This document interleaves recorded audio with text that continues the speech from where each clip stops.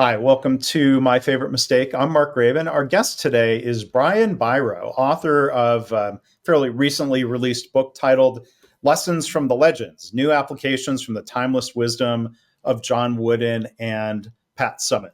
So I'll tell you a little bit about Brian. We're going to have a great conversation here today. After graduating from Stanford, Brian's first career was as a swimming coach. So he received the prestigious United States Swimming National Coaching Excellence Award in recognition of his team's top 10 national performance. He then earned his MBA from UCLA and rose rapidly to become the VP of Performance Planning for a major transformation company, helping to turn the business around and quadrupling revenues. So he's the author of 16 books. I don't know if I've interviewed anyone who's written as many books as 16, including bestsellers like Beyond Success, that Brian was kind enough to send a copy of. And It's Time for Joy. So we won't be able to talk about all 16 books, Brian, I'm sure. But thank you. I stumbled into what I was trying to say. But wow, 16 books. Welcome to the podcast, Brian. Mark, it's a blast to be with you. I know we're going to have a lot of fun. I love the work that you do, and I love the approach you take with your show. It's going to be a memorable one. Well, thank you, and hopefully, I'll stop stumbling through my attempts to introduce and transition into things. I think you did great. You did Brian Biro's bio and didn't come out Byron Biro, so that's pretty good right there. I was worried about those possible speed bumps, I guess, but okay. So I got through that. Thank you, Coach, for praising the thing that went well. So, Brian, before we get to talk about your book and connections to some of these coaching legends, I'd love to hear your story. What is your favorite mistake?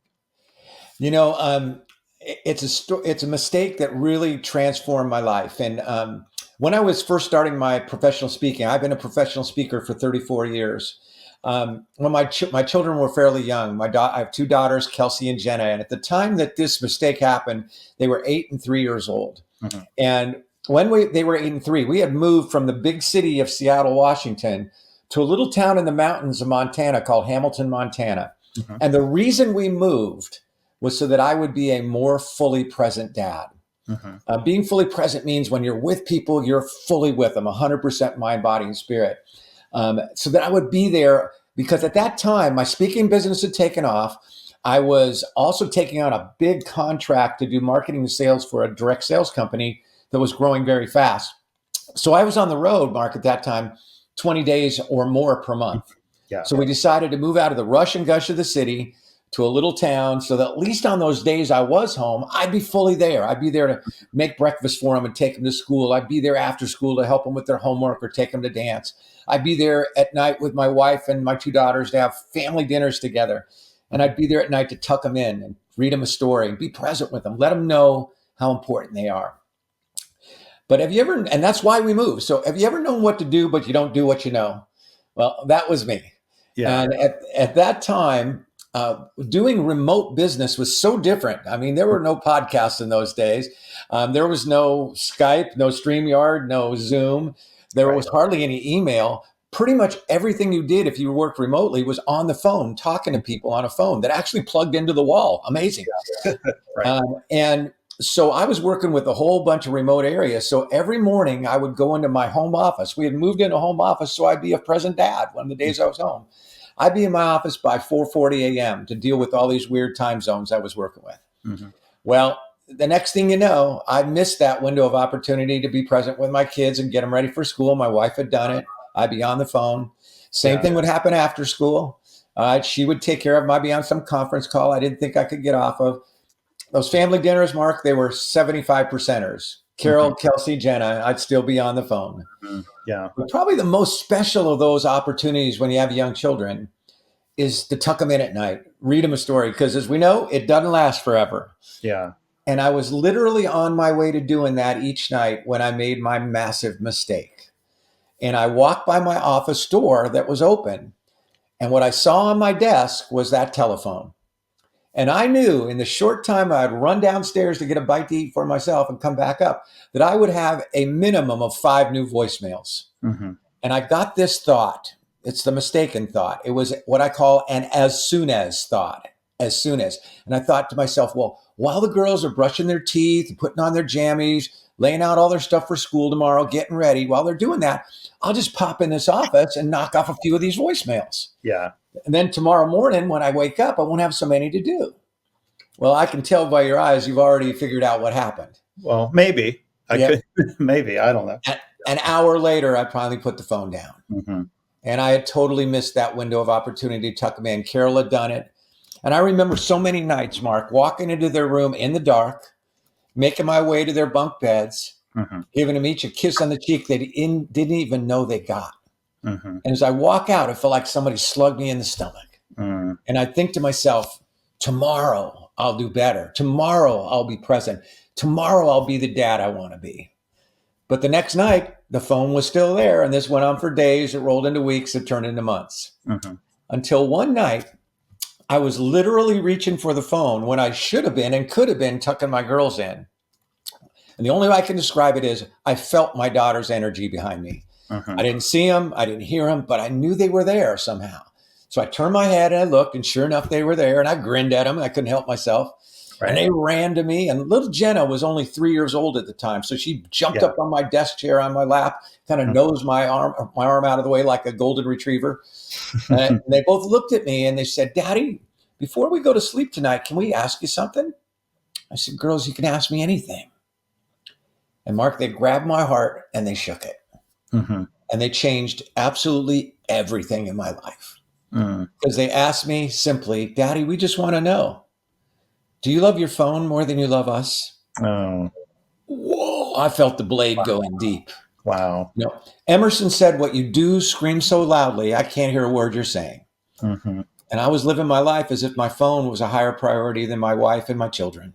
Mm-hmm. Well, I tucked him in that night. And after that night, I never missed another night when I was home. Mm. The next morning, it was me who woke him up, made him breakfast, brought him to school. And my wife, Carol, was the happiest person on the planet because she's not a morning girl. Yeah. And I never missed another morning after that when I was home. Yeah. When I came home that day, I sat down and I made a significant choice change because of that mistake.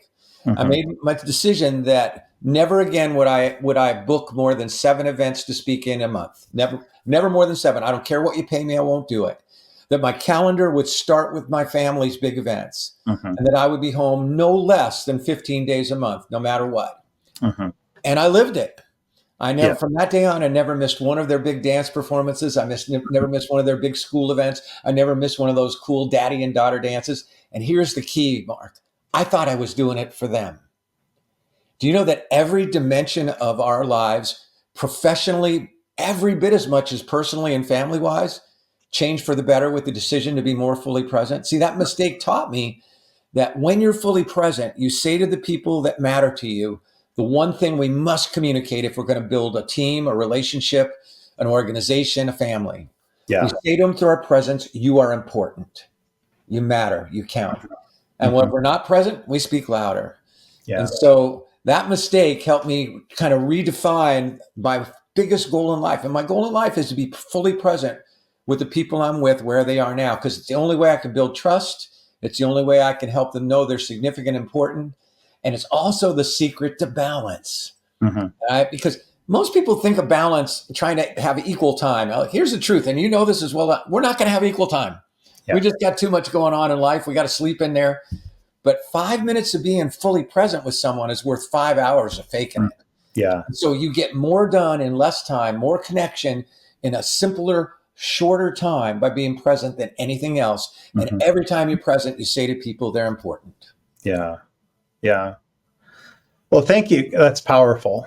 I want to thank you for sharing all that, Brian. And even though the setting for that story was, as you were saying, a corded phone, a landline phone on your desk, I'm sure that story resonates with me, because we've all, at a moment at least, been on one or the other side of that equation. And it's probably more the phone like this at a dinner table, in a meeting. I've been guilty of it. And, I've seen, and I've noticed sometimes when it's somebody else with that phone. Why didn't blurt out that question in the way only a 3-year-old could, right?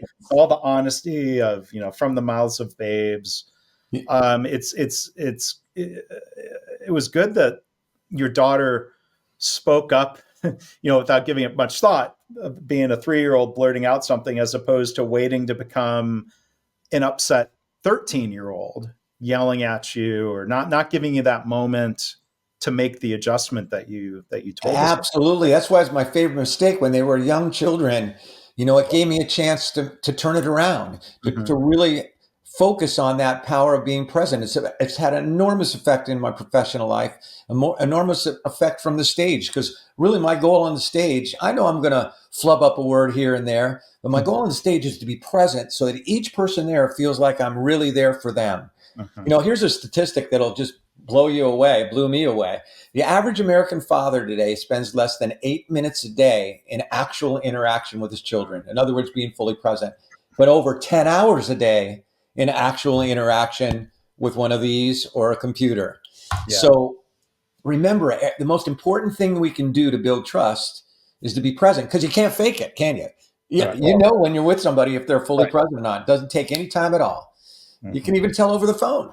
So being present is not a technique, it's a choice. It's a choice that can rock your life. Yeah. Well, and you clearly made a choice, and you set some limits and some boundaries and held to them. Had your wife tried intervening, or say, "Hey, Brian, you're not spending time with the kids," or because when you're young parents, you're both trying to figure out life, I think. Yeah. Now I'm a grandparent, and the joke with grandparents when you get to have grandchildren is, oh, you can spoil them and leave them, and that's what's so cool about grandparent. And there's a little bit of that, but here's the real key to being a grandparent. By the time you're a grandparent, you realize there is nothing more important, nothing more sacred and special than the time you get with your grandchildren. And you're not so worried about, what's going to happen with dinner and how you're going to pay the bills and all those other things. So you're just more present with them. You get down on that floor and spend 2 hours and it feels like 2 minutes. So my wife, I think at the time, was probably, number one, running around taking care of all the things that I could have been helping her with. So I think occasionally she might have bopped me on the head, but it was really that moment with my children, and made me realize I was not present with her either. I have a fun, quick little story about how effective this can be in the workplace.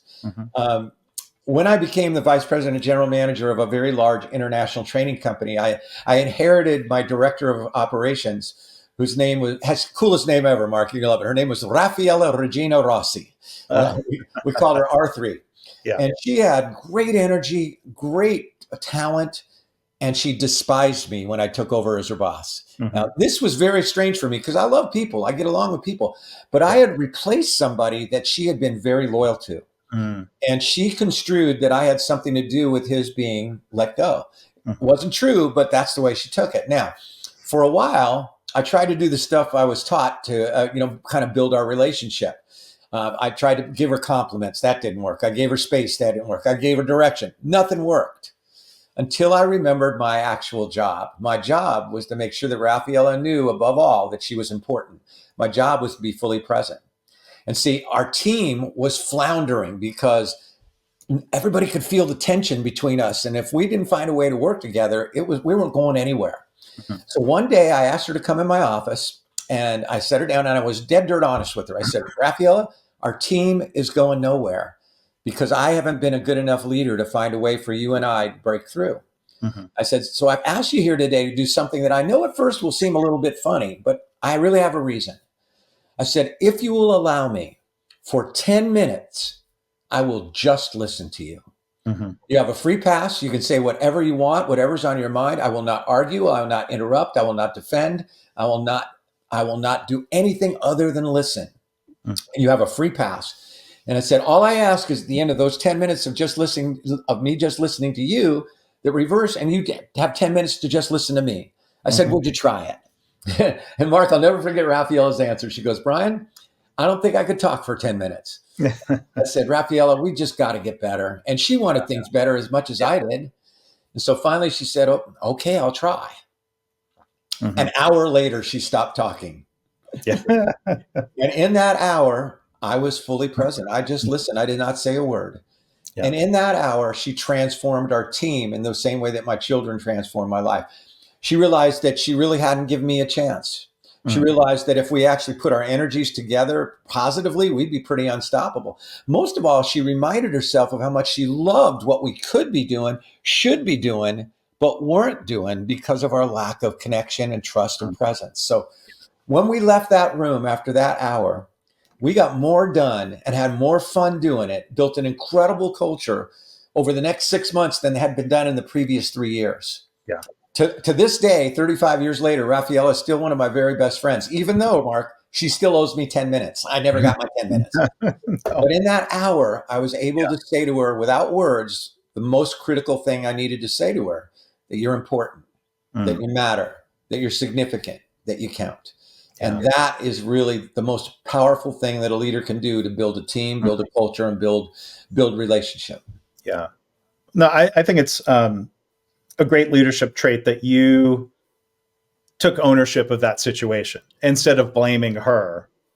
That you say, hey, here's and you made a suggestion and carried through on that. So and maybe as a transition to talk about things that you've learned from John Wooden and studying another great coach, Pat Summitt. And again, I'll hold up the book here since Brian was kind enough to send me a copy. Lessons from the Legends, John Wooden.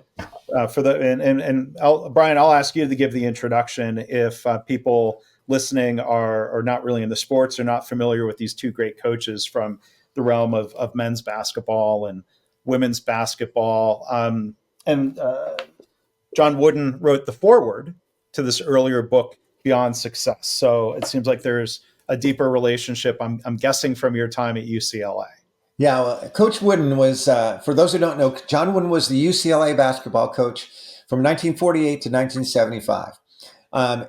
His teams at UCLA won 10 national championships. Now, context for whether you love, this is not a sports book. This is a character book. It's a book about being a breakthrough leader, whether that is as a parent, whatever we do, we're leaders, how we show up as leadership. This is about a way to show up in life full out and live a great life and have a great impact on all the people that matter to you. So, but context, Coach Wooden's won 10 national championships. No other coach in men's history won more than 5 in their career. He won 10 in 12 years, although he would have been the first to tell you he didn't win any championships in the first 27 years that he coached.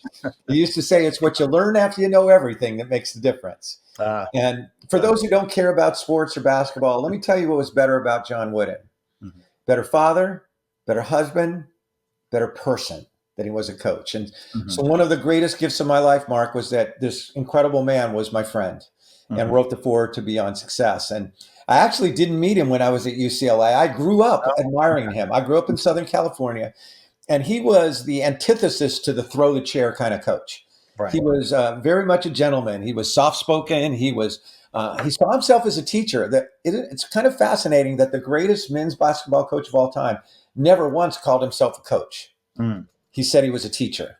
And that's really what he wanted to be, was a teacher. Behind me, if you can see, I have what he called the pyramid of success. Yeah. And the pyramid of success was his model to build a great life, to be a great mom or a great dad, to be a great manager, to be what he called, to achieve what he called competitive greatness. Now, that wasn't about beating people. Coach Wooden was not into comparison whatsoever. It was about being your best when your best is called for. That's what competitive greatness was for him. In fact, the reason why my first book was called Beyond Success was because his definition of success was so foundationally different than most. Most of us have some sort of comparison in our definition of success. To be the best means we're comparing ourselves to everyone else.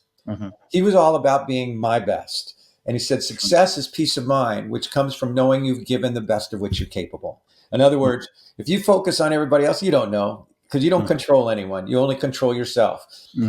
So one of the legends in this book was John Wooden, and we could spend a week. And I know you have a love of basketball too, so we could have a lot of fun with it. And now, but I also wanted to write about a woman coach, and I chose another legend, whose name is Pat Summitt.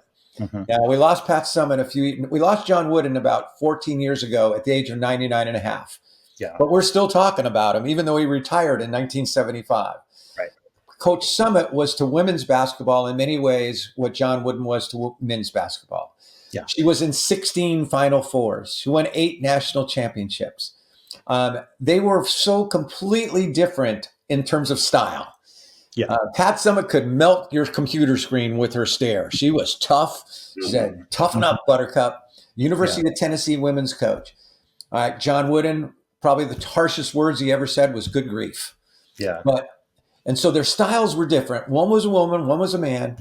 But underneath the character elements that defined them and that really made the difference in the way they impacted the people they coached and so many more millions of people, they were almost identical in so many ways. Yeah. Number one way was this. I keep this on my desk at all times. This is my favorite word: humility.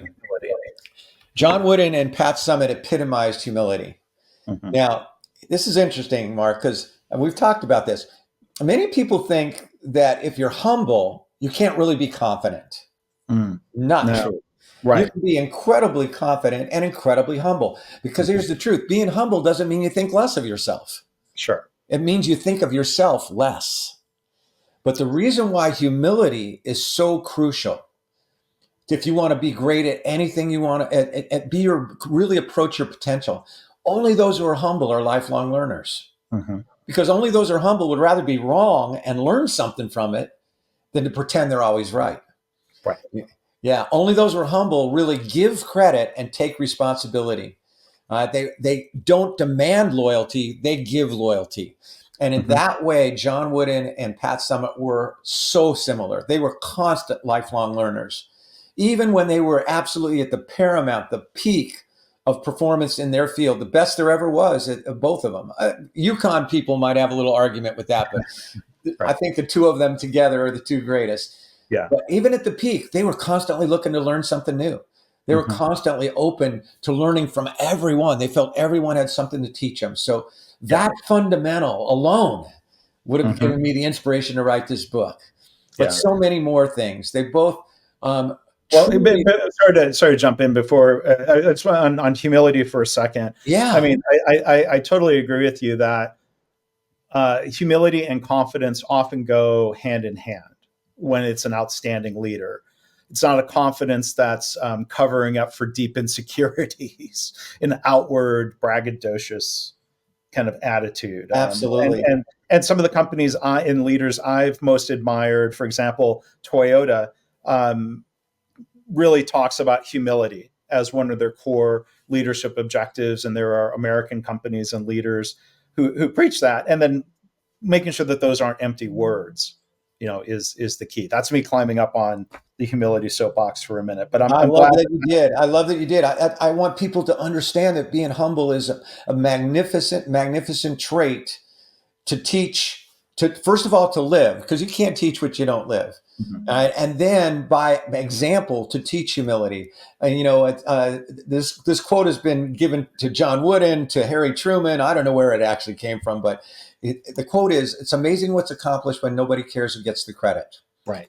Credit is something we give. Mm-hmm. Responsibility is something we take. Mm-hmm. And when we understand that direction of give and take, we do start to inspire people, all right, and get people to believe in themselves, which is what leaders are about. We want people to believe in themselves even more than they believe in us. Mm-hmm. Yeah. And, their demeanors, as you mentioned, were very different. I've seen archival footage of John Wooden coaching as a legend. I got to see Pat Summitt coach once in person in Knoxville. I was playing drums in the basketball band. The Northwestern women's team was playing against Tennessee in the first round of the NCAA tournament. It was in the early 90s, and they just crushed us. We were a low seed. They were a number 1 seed. But that nowadays women's basketball is, I think, as they say, having a moment. But Tennessee, they were having a moment a long time ago. It was decades of moment under her leadership and as a national power in women's basketball. No question, no question. And what's interesting from that humility standpoint, from that character, Coach Wooden often said, be more concerned with your character than your reputation. Because your character is who you are. Mm-hmm. Your reputation, only what others think you are. And if you focus on your character, it'll eventually catch up and become your reputation. Yeah. But both of them really, really, truly understood the power of loyalty. Mm-hmm. Their greatest joy was not the championships. And it was not, they're not just saying that, it's not words. Mm-hmm. Their greatest accomplishment in their hearts, their greatest joy was the things that the people that they coached went on to do in their lives. The people that they coached. Because they understood, we don't coach basketball. I was a U.S. swimming coach. Mm-hmm. I loved it. But I didn't coach swimming, I coached people. Mm-hmm. All right, the swimming part, the technical part, that you'll get that. That's pretty similar. But it's helping people to really overcome and break through their fears, obstacles, habits, or doubts, to break through, to be more unselfish and really work well together, to understand that everyone has their role. These were the things that they taught. You don't create loyalty by demanding it. You create loyalty by being loyal. And both of them felt very strongly about that. They paid attention to the little details. They felt that was important. Coach Wooden was famous for having a practice early in the season every year where he taught his players how to put their socks on properly. And Bill Walton was one of his greatest players. And, at first I thought, what is with this guy? He's telling me how to put my socks on. But what he was teaching them was, if you put your socks on just a little bit awkwardly, just a little bit off the side, you're going to develop a blister. Mm-hmm. That blister could turn into a corn or a real problem. Mm-hmm. And then you're going to start to compensate in the way you move. That's going to end up with your ACL going out, with your hips hurting, with your back hurt. So over time, people started to do what we like to do with our parents. When we're 17, we think, boy, where did that go wrong? My parents don't know anything. By the time we're 22, we're going, they weren't as dumb as I thought they were. Right. Now, you can teach somebody how to put socks on. That's a physical skill or an action. But earlier we were talking about teaching humility. I mean, it seems like that would be difficult for people to learn. I mean, there could be things we go through that are truly humbling. And sometimes people misuse that term, I think. But like being fired from a job can be humbling because maybe it takes you down a peg. Or, can people learn to be more humble without some sort of humbling life event? I believe in a couple ways, and both of which both Pat Summitt and John Wooden exemplified. And it's very much a heart of the book was consistency of, first of all, in the way that you act yourself is the greatest teacher. We're all teachers. We're teaching how to live with this thing called life. We're teaching people how to deal with adversity, with challenge, with change, with losing, with winning. And so their consistency in every single day, demonstrating humility, one, in the way that they learn, and two, in never blaming others. Blame kills teams. Right. The second way, though, is what makes this book and both of them very unique. They both used a model to teach not only humility, but industriousness, hard work, to teach conditioning, to teach teamwork, and a team attitude. Coach Wooden's was called the Pyramid of Success. He saw it as blocks of a pyramid. Right? Pat Summitt had something she called the definite dozen, which is very, very similar to the Pyramid of Success. Wow. And here's what they did, Mark. They taught it every day. Every single day in practice, there was a reference to either the definite dozen from Pat Summitt or and they were opportune moments where that particular one of those definite dozen was right on the button for that athlete that day or that coach that day. But they never went a day without talking about these principles. And so consistency of message, consistency of jumping in and bringing that point to the fore at the right moment can teach people without having to go through the humbling experience as much, although that's a great teacher. Within every adversity is planted the seed of an equivalent or greater benefit. Your show is all about it. It's about a lot of humbling experiences. It was humbling to me to realize that what I was doing to my own family by my lack of presence. And I thank goodness for it. Because here's what I love about what you do, Mark. When you think about it, isn't it the toughest things we've ever gone through?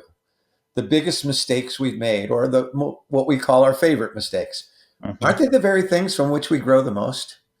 They may not be fun when we're doing them. Yeah. Well, I mean, we all make mistakes, but learning from them is kind of optional. I mean, I try to learn from mine. I hope others are in a place where they can learn from their mistakes and instead of repeating them or, like you said, blaming others. That's one thing I love. Probably the greatest pattern across all of the 250 plus guests on this show is people taking responsibility for their actions, even if others were involved or played a role. I don't remember anyone who's come on the show and just blamed other people. I'm so glad you brought up that, because John Wooden, Pat Summitt, one of the things I teach in all of my speaking that I feel is one of the most important things is the single most destructive word in the language of organizations, teams, families, communities is one that is all over the place today. It's BLAME, blame. Right. Blame kills teams. And here's why. Mm-hmm. And here's why blame makes no sense if you really step back and you want to be a leader. If you think about blame in the context of time, is blame about the past, the present, or the future? It's always about the past. Mm-hmm. So whenever you find yourself in blaming someone, guess where you are? You're in the past. Can you do anything about what's already happened? No. So to be a blame buster, which is what my term I love to use for it, is to say, not to pretend that we don't mess up, because we do. Right. We make mistakes. I made some massive mistakes. But a blame buster realizes that if I'm going to stay in blame, I'm never going to get out of that hole. Right. Instead, blame busters simply say, what happened? Let's understand what we did and the actions we took and the choices we made. What are we going to do with those? What can we do now to learn from that and do better? So blame busters take us out of the past, put us in the present so we can have a better future. Yeah. The other reason why blame is so crippling is, you remember at the state fair, you had that game called whack-a-mole? Uh-huh. A little guy pops his head out. You're supposed to whack it with a mallet. Yeah. Well, if you have an organization or you're a leader who tries to intimidate people through blame, pretty soon people don't want to stick their heads out and take a risk or put out an idea. They're going to stay down. They're getting nothing done because it hurts when somebody whacks you on the head. So I'm so glad that to hear that your guests have really understood that you don't grow until you take responsibility. It wasn't my children who were not being present. It was me. Right. When you talk about the pyramid of success, I'm sure you were glad with the show Ted Lasso that Jason Sudeikis is the actor and co-creator of the show, chose to honor John Wood in that way. Ted Lasso comes in and puts up on the wall in his office and talks about John Wooden and the pyramid of success. And I think the British players and others were like, probably didn't know who John Wooden was. But what were your thoughts about the show, about Coach Lasso as a character and connections to either John Wooden and Pat Summitt with their similarities? I love it. And right underneath that, at the bottom of my pyramid, is a book that my daughter gave me about the kind of prime points from Ted Lasso. It's the Ted Lasso book. So I loved the show and I loved the character that was created. And I know that in some ways he created that character somewhere in his mind was John Wooden and perhaps Pat Summitt, because if you've noticed lately, since we're in a hot time for women's basketball with Caitlin Clark and the whole thing at the NCAA national championships, women's national championships, right there in the second row or first row was Jason Sudeikis. So I love the character, and I love the character because he epitomized so many of the things that I think make for great leadership. Number one, he understood the power of stories.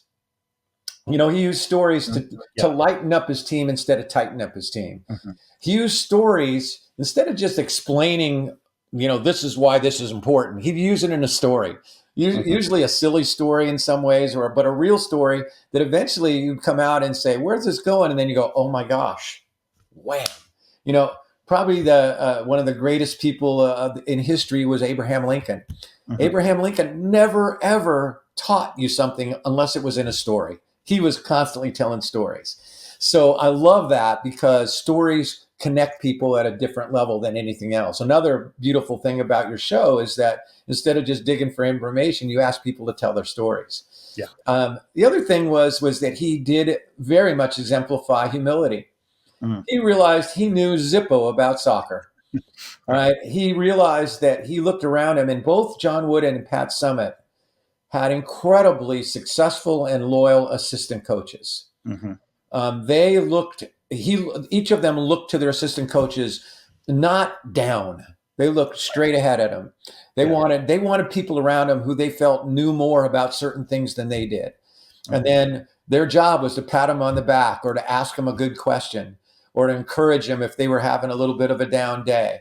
And the other beautiful thing about Coach Wooden and Coach Summitt was when some of those assistant coaches went on in their own lives, moved out from being assistant coaches.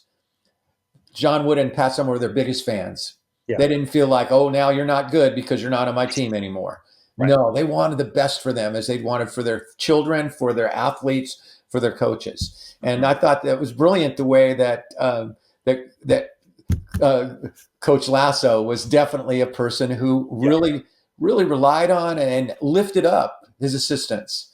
Yeah, we saw that with Coach Beard, who had been very loyal to Ted Lasso, and then when Ted arrived there, he took interest in Nate and saw potential in Nate, not just as the kit man or the locker room assistant, but Nate was so taken aback, like wait, for one, you're talking to me and you remember my name. And I think showed interest and saw his potential, and then I think was still cheering for Nate even when mild spoiler alert, he left to go. He got hired away to go coach a different team.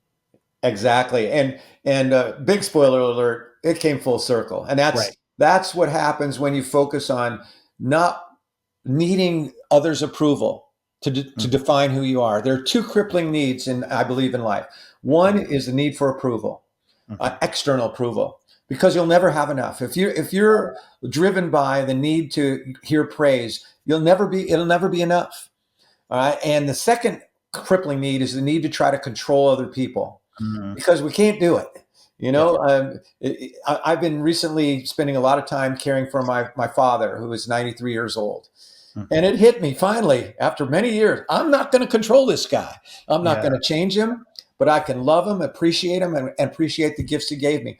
And Coach Wooden and Pat Summitt would have winked at you and say, if you stay with that, they'll probably come around, just as they did in Ted Lasso. I love talking about Ted Lasso. At least 4 different people have come up to me and said, after my speaking, said, "You remind me of Ted Lasso." I was thinking about growing a mustache. Maybe time for a couple other questions. Again, our guest today, Brian Biro, Lessons from the Legends, New Applications from the Timeless Wisdom of John Wooden and Pat Summitt is the book. I want to ask about some current or even recently retired coaches, whether it's in the realm of college sports or pro sports, as leadership examples. A lot of people point to Nick Saban, recently retired, University of Alabama, not just to pick one, or Coach K from Mike Krzyzewski, retired a couple years back from Duke. Are there modern leaders that are remind you of Wooden and Summitt, or other leaders that have kind of charted their own path in a way, a different style of leadership? Yes. Well, I'm glad you brought up Coach K. Years ago, I had a national radio show, and I only did it for one season because it was with as much speaking on the road as I have to do, it's hard to schedule. But one of the people that I talked to on my show as a guest was Coach K. Now, the other 12 people I had on my show over that 13-week segment, I had some connection with, in that I either knew them or I'd worked for the company. People like Howard Schultz, the founder of Starbucks. But I did not know Coach K. I chose him because, to me, he was the closest thing I've seen in men's basketball to John Wooden. He and maybe Dean Smith. So I got to talk to him, and he showed me the kind of class and character that I think was responsible for an incredible career. And I'm sure he's going to continue to do great things, even in retirement. On those kinds of radio shows, you have commercial breaks. And so on the commercial break, one of the commercial breaks, I said, "Coach, I'm so honored that you chose to come on my show, but why did you do it?" Uh-huh. Because at that time he was coaching the men's national team, the American team. He was coaching Duke. He's a busy guy. Right. And he said, "Well, Brian, I read Beyond Success, and I realized how much you love helping people." And so I decided that if I could find the time, I would get on your show. Now, Oh, wow. no one was listening to that. No one would have ever known that except me if I hadn't just shared it on your show. Yeah. But that shows me that, it's what you do when nobody knows you're doing it that really determines the quality of your character. And to me, Coach K, Coach Saban, we're all about character. All about character. I mean, they love to win, but what they loved more was to build great people and build great teams. Now, if those teams happen to win championships, that was like the cherry on top of the sundae. Yeah. But most of all, they wanted them to rise to their highest level of possibility. And that's what great coaches and great parents do. I wanted all my swimmers to be way better at swimming than I was. I was a pretty good swimmer, but I wanted them to fly right by me. And my greatest joy was seeing how incredibly they did, and weren't stopped by my level. And that's what those kinds of coaches do. Well, and it's great to highlight coaches that are leading with humility, with character, who are developing others, people who are learning. Sometimes, you mentioned earlier chair throwers. Sometimes the chair throwing coaches get all the attention. They make waves, but I think that other style of coaching, whether it's in sports or music. I think of a marching band director in college who was really a great teacher, even though they didn't use the word coach, teacher and coach. Or in the business world, when we think of great managers or executives who we've worked for, I think, and in my experience, they certainly embody those traits and more. So I appreciate you highlighting all of that and sharing stories and thoughts with us on all of that today. Thanks so much, Mark. And that's really what my work is about. I believe I believe in people. I believe we have that in us. And this book is filled with stories. The new book is filled with stories of current people, people like LeBron James and people like Reese Witherspoon, from sports, from business, from entertainment, who exemplify either one of the blocks of the pyramid of success or one of the points of the definite dozen, all of which are about being a person of character, where integrity matters, being a model of personal excellence, integrity, accountability, and humility. And if we can do that, we can turn our country around, we can turn our world around, we can work together. We shouldn't be afraid of being different than other people, because I don't want a team of people who are just like me, because then we'll only see the little bit that I see. Yeah. I want people around me who see the stuff that I miss. Right. I want people around me who are great at the things I'm not very good at, because then if we're moving towards a common good, we'll be unstoppable. That's well said, Brian. So again, we've been joined today, Brian Biro, Lessons from the Legends. Look in the show notes for links to Brian's website, information about the book, and more. So Brian, this has been a real treat. Thank you again for sending the books, and thank you so much for being a guest. Thank you, Mark. Again, your show is so unique and special because of that focus on helping people understand mistakes are never final. All right. We can learn from them and grow from them and build from them, and they can actually become the best thing that ever happened to us in our life, as was my mistake, because my goal in life is to be fully present in every precious moment. Well, thank you for being fully present here today, Brian. I appreciate it. Thank you.